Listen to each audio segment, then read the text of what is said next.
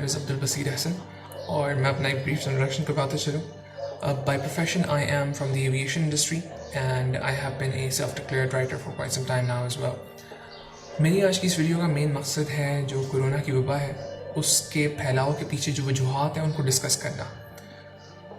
تو پاکستان میں کرنٹلی جو کورونا وائرس کے ٹوٹل پیشنٹس ہیں they are 54,600 cases, not patients, جو کیسز ہیں وہ 54,600 ہیں، جن میں سے ہمارے جو ریکورڈ پیشنٹس ہیں وہ 17,200 ہیں، اور جو ٹوٹل اموات ہو چکی ہیں اس کی وجہ سے وہ ہیں 1,133. اب پاکستان میں کورونا وائرس کا پہلا پیشنٹ جو کنفرم ہوا تھا، جو پہلا کیس کنفرم ہوا تھا وہ 26 فروری 2020 کو ہوا تھا سندھ کے شہر کراچی میں، جو کہ ایک اسٹوڈنٹ کا کیس تھا who traveled from Iran into Pakistan. اب اس کیس کے بعد میں ایک ایک کر کے پاکستان میں جو کورونا وائرس کے کیسز تھے ان میں انکریز آتا چلا گیا. گورنمنٹ نے اپنی طرف سے پوری کوشش کی کہ اس کو کنٹرول کریں without going for the option of a lockdown. اس کے پیچھے دو وجوہات تھیں. فرسٹ آف ہماری economy, it's a struggling economy. Second, آپ کے ملک میں آدھے سے زیادہ جو عوام ہے وہ ڈیلی ویجز کے اوپر کام کرتی ہے. تو ان دو فیکٹرز کو مد نظر رکھتے ہوئے lockdown was in a way as a last resort. تو at the same time government نے اپنی طرف سے پوری کوشش کی کہ جو ایک اویئرنیس ہوتی ہے عوام کے اندر ریگارڈنگ اینی سچویشن وہ میکسیمم طریقے سے پھیلائی جائے. گورنمنٹ نے ہر میڈیم آف کمیونیکیشن کا استعمال کیا، ٹویٹر پہ ریکویسٹ کی کہ احتیاط کے فیکٹرز کو استعمال کیا جائے.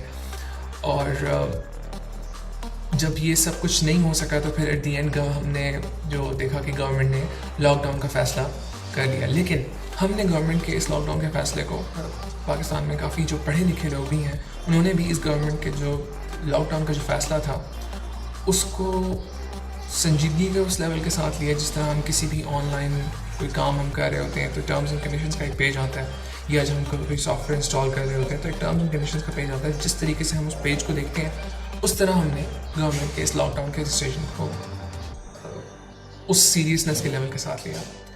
اچھا، پاکستان کی عوام کے پریشر میں آ کے گورنمنٹ نے کچھ ایکسٹریڈیشن فلائٹس بھی اسٹارٹ کروائیں، جن کی وجہ سے PIA کے کافی پائلٹس بھی انفیکٹ ہوئے، اور پالپا نے اس کے اگینسٹ کافی ڈبیٹ کی، کافی پروٹیسٹس کی. PALPA is basically union of pilots in Pakistan. They can be from any airline, it could be from Serene, air blue, even PIA. تو ان فلائٹس میں کچھ ایسی بھی فلائٹس تھیں جن میں ہمارے کچھ گورنمنٹ کے آفیشیلز جو پاکستان سے باہر رہتے تھے وہ واپس آئے.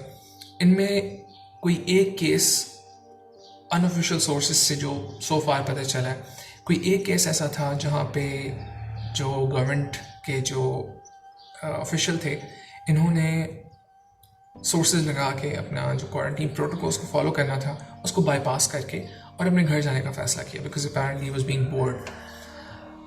تو اب کچھ انٹرنیشنل ریسرچز کے تحت، میں یہ ریسرچ اس وجہ سے بتا رہا ہوں کیونکہ جس طرح وہ واپس گھر نہیں چلے گئے، کچھ انٹرنیشنل ریسرچ کے تحت یہ ثابت ہوا ہے کہ یہ وائرس لوگوں کے اوپر 14 دن کا ایک ٹائم ہے جس میں یہ لوگوں کے اوپر افیکٹ کرتا ہے، اور کچھ لوگوں کے اوپر 2 سے 3 دن میں بھی افیکٹ کر جاتا ہے، اور جب کرتا ہے تو بہت سیویرٹی کے ساتھ کرتا ہے. ہائیلی کرٹیکل سچویشن ہو جاتی ہے، پیشنٹ کو وینٹیلیٹر پہ بھی لگانا پڑ جاتا ہے. اور کچھ لوگ ایسے ہیں جن کو 20 دن بھی گزر جاتے ہیں ان کو ایک چھینک بھی نہیں آتی. اب یہاں سے میں شروع کروں گا ہماری ویڈیو کا ایک وہ فیز جو کہ فام آنسٹ افسوسناک ہے، اور افسوس ہوتا ہے بتاتے ہوئے بھی. پاکستان میں ہم نے اس سچویشن کو کافی پڑھے لکھے لوگوں نے بھی، ہم نے یہودی سازش، حج اور عمرہ رکوانے کی سازش، عوام میں خوف و ہراس پھیلانے کی سازش، اور CPEC کا پروجیکٹ رکوانے کی سازش، اور اس طرح کے بے مثال نئی تھیوریز ہم لے کے آئے. میں کوئی لمبی چوڑی ایکسپلینیشن نہیں کروں گا کہ یہ کس طرح غلط ہے، جو بھی ہے چند باتیں کروں گا صرف. اگر میرے ویورز میں ایسے لوگ ہیں موجود جو مانتے ہیں کہ یہ سازش ہے تو ڈو جسٹیفائی اور thinking about it in the comments کہ آپ کیوں سمجھتے ہیں کہ ایک سازش ہے. تو UAE متحدہ عرب امارات ایک بادشاہت ہے اب انہوں نے خود ٹیسٹ کنڈکٹ کیے ہیں اپنے ملک میں، انہوں نے خود جو ہے ریکوری پروسیس میں جو ٹریٹمنٹس ہیں انہوں نے خود کی ہیں۔ اب اگر آپ لوگوں کو آئیڈیا ہو تو دبئی جو شہر ہے متحدہ عرب امارات کا، بیسکلی ایک ایمریٹ ہے یو اے ای کا، وہ پچھلے کچھ گزشتہ سالوں سے ایکسپو 2020 کی طرف جو ایک بلڈ اپ ان کا چل رہا تھا اس کو بالکل ختم کر کے بیٹھے ہیں اس وقت۔ اگر یہ کوئی کنسپریسی ہوتی تو ایک بادشاہت جو کہ خود ٹیسٹ رن کر رہی ہے، خود ٹریٹمنٹس بھی کر رہی ہے، وہ ایک اس طرح کے ایونٹ کو جانے دیتی۔ ریئل اسٹیٹ پروجیکٹس، آپ کے بزنس انویسٹمنٹ پروجیکٹس، آپ کے infrastructure related projects, multiple projects اس طرح کے سب رائے گا۔ ایک آپ نے الگ سے وینیو تیار کیا جو کہ ایکسپو 2020 کے ایونٹ کو جہاں پہ ہوسٹ کرنا تھا، اور all of that gone to waste, کوئی فائدہ نہیں ہوا۔ اگر یہ سازش تھی تو اس کو آپ کس طرح جسٹیفائی کرتے ہیں؟ اچھا، یہ تو میں نے ایک مسلمان ملک کی مثال دی ہے۔ فلسطین کے جو علاقے یہودیوں کے قبضے میں ہیں، ان میں 16,000 کیسز آ چکے ہیں سو فار کرونا وائرس کے، اور میجورٹی یہودی ہی ہیں جو انفیکٹڈ ہیں۔ اب میں آؤں گا واپس پاکستان پہ، کیونکہ پاکستان کا جو ہمارا حال ہے، پاکستانی وہ قوم ہے کہ گھر میں کسی کی بھی طبیعت، کسی کی صحت سے ریلیٹڈ کوئی بھی مسئلہ بنتا ہے تو اس گھر کا سب سے پڑھا لکھا بندہ اگر صرف میٹرک پاس ہوگا تو وہ بھی اس پوائنٹ پہ ڈاکٹر بن جائے گا۔ اور وہی وجہ ہے کہ ہمارے ملک میں جگہ جگہ ہمیں شرطیہ بواسیر کا علاج، اور موٹے جسم کو پتلا کریں، پتلے جسم کو موٹا کریں، اور اس طرح کے اشتہار ہمیں دیواروں پہ اور عجیب و غریب ٹائپ کے بینرز پہ لگے ہوئے نظر آتے ہیں۔ بندہ تھوڑا سا بیمار ہوتا ہے، کچھ فیل ہوتا ہے، کڈنی میں درد سا فیل ہوتا ہے، تو وہ بنگالی بابا کے پاس جا کے دوائیں اٹھا کے لے آتا ہے، مہینے بعد بھائی نیا کھاتا کھل جاتا ہے، پتے کا آپریشن ہوگا، worst case scenario liver failure کے قریب تقریب پہنچ جاتا ہے۔ تو ہماری عادت ہے ہم سیلف میڈیکیشن کی طرف چلے جاتے ہیں۔ ڈاکٹر کو ہم کہتے ہیں کہ اس نے صرف جو ہے جو دوائیوں کی کمپنی ہے اس کے ساتھ ان کا کمیشن ہوا ہے، کمیشن رکھا گیا ہے، کمیشن رکھا ہوا ہے انہوں نے کہ بھئی تمہاری ہم یہ والی دوائی نکلوائیں گے، تم ہمیں اتنا کمیشن دو گے اس کے اوپر، اور اس طرح کی ہم اپنی طرف سے تھیوریز نکال لیتے ہیں۔ ہر چیز کے اوپر ہماری ایک نہ ایک تھیوری ہے۔ ہمیں اگر کوئی پہلے دہشت گرد کا ایک ٹائٹل ملتا تھا باہر کے ممالک سے کہ پاکستان ایک دہشت گرد ملک ہے، پہلے جو کہتے تھے بہت غلط کہتے تھے، لیکن اب اگر کوئی کہے گا افسوس کے ساتھ کہنا پڑتا ہے تو وہ درست ہوگا ایک طرح سے۔ میرے اپنے علاقے میں مجھے عجیب نظروں سے دیکھا جاتا ہے، کیونکہ میں اپنے علاقے میں جو اوور آل ہماری عوام ہے 100% جو 100% جو پاپولیشن ہے اس میں سے میں 1% میں سے آتا ہوں جو ماسک، ہینڈ سینیٹائزر اور گلوز وغیرہ اور اس طرح کی پروٹیکٹیو میجرز لیتا ہے۔ اس طرح کے مجھے کوئی مسئلہ نہیں ہے کہ مجھے ایلین سمجھا جائے یا کچھ بھی ہو۔ بات ساری یہ ہے کہ ہمارے ملک میں ہم جس قسم کے حالات میں رہتے ہیں، ہماری کافی عوام کا جو امیون سسٹم ہے، جو قوت مدافعت ہے، وہ کافی لوگوں کا مضبوط ہے، لیکن ہر کسی کا نہیں۔ اور تو اور یہ بتانے کا کوئی طریقہ بھی نہیں ہے کہ کون جو ہے وہ اس وبا سے بچ سکتا ہے اور کون نہیں بچ سکتا۔ کوئی طریقہ نہیں ہے اس کو سائنٹیفکلی اس طرح سے پروف کرنے کا اب تک۔ میرا سوال ہماری عوام سے، جس کسی کو یہ ویڈیو نظر آتی ہے، اس سے یہی سوال ہے کہ کیا آپ یہ رسک لینا چاہتے ہیں؟ ایک ایسا رسک جس کو ثابت کرنے کا آپ کے پاس کوئی طریقہ نہیں، کوئی طریقہ کار نہیں۔ آپ کے پاس کیا اس وقت سائنٹسٹ کے پاس بھی، جو ڈاکٹرز ہیں ان کے پاس بھی کوئی طریقہ کار نہیں ہے کہ وہ ثابت کر سکیں کہ بھئی ہاں یہ فلانا بندہ جو ہے وہ اس وبا سے محفوظ رہے گا، فلانا بندہ جو ہے وہ نہیں رہے گا۔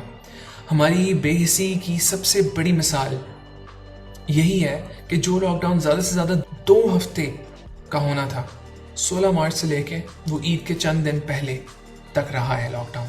اور یہ کوئی بڑی اچیومنٹ نہیں ہے کہ لاک ڈاؤن کھل گیا ہے، ہمارے پیشنٹس کی ابھی بھی ٹیلی بڑھتی چلی جا رہی ہے۔ جو ہم 50,000 کو ہم نے کراس کیا ہے، یہ ڈیورنگ دس ٹائم پیریڈ ہے۔ ہمارا جو پیشنٹس کی جو تعداد ہے وہ کانسٹنٹلی بڑھ رہی ہے، اس میں کوئی کمی نہیں آ رہی۔ ہم نے اپنی حرکتوں سے جو چیزیں ظاہر کر دی ہیں وہ یہ ہے کہ ہمیں اپنے ملک کے غریب کا کوئی لحاظ نہیں, ہمیں جو مزدور طبقہ ہے اس کا کوئی پرواہ نہیں ہے, اپنی آنے والی نسلوں کی ایجوکیشن کا کوئی ہمیں سینس نہیں ہے کہ ہم کیا ان کو آگے دے رہے ہیں. اور تو اور ایجوکیشن کی بات کر رہا ہوں, ہمیں اپنی جو کرنٹلی جو لوگوں کے جو بچے ہیں ان لوگوں کو اپنے بچوں کا, اپنے اولاد کا کوئی پرواہ نہیں ہے. والد جاتے ہیں باہر ماسک لگائے بغیر, فاصلہ نہیں رکھتے کسی سے بھی, کھانستے ہیں سب کے سامنے, گھر آ کے وہ اسی طرح دوسروں کے سامنے بھی, بچوں کے سامنے بھی کھانستے ہیں. بھائی باہر جاتا ہے گھر آتا ہے اسی طرح کھانستا ہے. اپنی حرکتوں سے ہی ہم ان حالات میں پہنچے ہیں. میں نے کچھ سال پہلے ایک بات پڑھی تھی, you can't explain anything to someone who listens to reply to you, you can only explain to someone who listens to understand. اور یہی ہمارے ملک کا سب سے بڑا المیہ ہے. ہم سنتے صرف جواب دینے کے لیے ہیں, ہم سنتے سمجھنے کے لیے نہیں ہیں. ہو سکتا ہے آپ کو سمجھنے میں میری بات تھوڑا مشکل لگے, آپ لوگوں کو آگے پیچھے 2 مرتبہ ویڈیو کرنا پڑے. اس وبا کے پھیلاؤ میں حکومت کا کوئی ہاتھ نہیں. حکومت اپنی طرف سے جتنا کر سکتی تھی حکومت نے کیا. اب ہماری ذمہ داری تھی. ہاتھ ملانے سے منع کیا گیا. عید پہ لوگ گلے مل رہے ہوتے ہیں مسجدوں میں. راول پنڈی کی مسجدوں کی میں مثال دوں گا. میرے محلے میں خود میں نہیں گیا تھا عید کی نماز پڑھنے, ہم نے گھر میں عید کی نماز پڑھی تھی. ہمارے محلے میں کوئی SOPs فالو نہیں کیے گئے عید کی نماز کے لیے. سب کندھے سے کندھے ملا کے کھڑے ہوئے تھے. ویسے تو 1 فٹ کا فاصلہ ہوتا ہے سب کا, لیکن وہی جو اس وبا کے پھیلنے سے پہلے جو صورتحال تھی وہی صورتحال دیکھنے کو نظر آئی. یہ میرے ایک نیبر نے مجھے کنفرم کی تھی بات. اور اس کے علاوہ ایک مین چیز بھی میں جو کہنا چاہ رہا ہوں یہ ہے کہ کیا وہ چیزیں ہیں جن سے ہم اس سے بچ سکتے ہیں. پہلی بات وہی جو حکومت نے کہی ہے کہ کھانسی, نزلہ, زکام, کوئی بھی سمٹمز ہو تو آپ اپنے آپ کو ایک طرح سے آئسولیٹ کر لیں. ہاتھ اس طرح رکھنے کے بجائے اس طرح رکھیں, کیونکہ یہ جو ہاتھ آپ یہاں رکھ کے کھانستے ہیں, پھر اگر آپ بھول کے کسی کو ٹچ کر دیں, کوئی فون وغیرہ اٹھا لیں, کچھ کر دیں, وہی فون آپ کا بچہ اٹھا کے لے جائے تو وہ خطرناک ہوتا ہے. یہاں کرنے سے یہ ہے کہ آپ کسی چیز کو اس سائڈ سے اٹھاتے نہیں ہیں, تو اس لیے کہا جاتا ہے کہ اپنا منہ جو ہے وہ اپنی ہاتھ کے اس حصے میں رکھیں اور پھر کھانسیں. چینکنا ہے تو اس طرح چینکیں. اس کے علاوہ جب کہیں دکانوں وغیرہ پہ جا رہے ہیں, ایک تو جو ظاہر ہے جو فاصلے کا کہا گیا ہے وہ ضرور مینٹین رکھیں. آپ کے نوٹ ہیں, جو پیسے ہیں, یہ سب سے بڑا کیریئر ہے. پیسے کے اوپر آسانی سے ہم وائرس ٹرانسفر کر رہے ہیں. جو ہمارے نوٹ کے حال ہوتے ہیں اس سے تو ظاہر ہے کرونا وائرس سے بھی زیادہ خطرناک وائرسز ٹرانسفر ہو رہے ہوتے ہیں. اس سے پہلے بھی کافی زیادہ, مطلب میرے کہنے کا ہے کہ زیادہ خطرناک چیزیں ٹرانسفر ہوتی رہی ہیں. لیکن میرا مین مقصد یہی بتانے کا ہے کہ اس وقت کرونا وائرس جو ہے وہ بھی ہم پیسوں کے تھرو آگے پیچھے ٹرانسفر کر رہے ہیں. پیسوں کی ہینڈلنگ کرتے وقت یہ خیال رکھیں, پیسے آپ نے لیے, یہ پیسے آپ نے دیے, ہینڈ سینیٹائزر کا استعمال کیا, یا ہینڈ سینیٹائزر نہیں ہے تو اپنے منہ کو, اپنے آنکھوں کو, اپنے کانوں کو, ناک, جو بھی گورنمنٹ نے جس طرح احکامات جاری کیے ہوئے ہیں, جو SOPs جاری کیے ہوئے ہیں, ان کو فالو کریں. ان دی اینڈ میں بس یہی گزارش کروں گا کہ اپنی بے حسی کو ایک طرف رکھ کے اپنے بارے میں, اپنے ملک کے بارے میں ہم سوچ نہیں سکتے, کم از کم اپنے بچوں کے بارے میں اور ایک طرح سے انسانیت کے ناطے ان غریب لوگوں کے بارے میں سوچیں جن لوگوں نے اس وقت سفر کیا ہے ہماری بے حسی کی وجہ سے. گورنمنٹ کو لاک ڈاؤن کا ٹائم ایکسٹینڈ کرنا پڑا ہماری بے حسی کی وجہ سے, اور ہم ان حالوں کو آگے پہنچے ہیں. تو سب سے میری یہی گزارش ہے کہ پلیز اپنے بچوں کا, ہمارے ملک میں جو غریب طبقہ ہے اس کا خیال رکھیں, اور جس حد تک خود کو محفوظ رکھ سکتے ہیں رکھیں. It's better to be safe than sorry. ہم کہتے رہیں یہودی سازش ہے, فلانا ہے, دھمکانا ہے, سازش نہ نکلے, پھر خدا نخواستہ گھر کا کوئی رشتہ دار, کوئی بھی انفیکٹ ہو جائے ہماری بے احتیاطی کی وجہ سے, کیا فائدہ ہوا؟ احتیاط اگر کرتے رہیں گے تو اس چیز کی ٹینشن بھی نہیں ہوگی. احتیاط کرنے میں کوئی حرج نہیں ہے, کوئی نقصان نہیں ہو رہا آپ کا احتیاط کرنے میں. بے احتیاطی میں ایک نقصان ہے. اگر آپ کی جو سوچ ہے یہودی سازش یا فلانے سازش, اگر وہ بات غلط نکلی آپ کا نقصان ہے.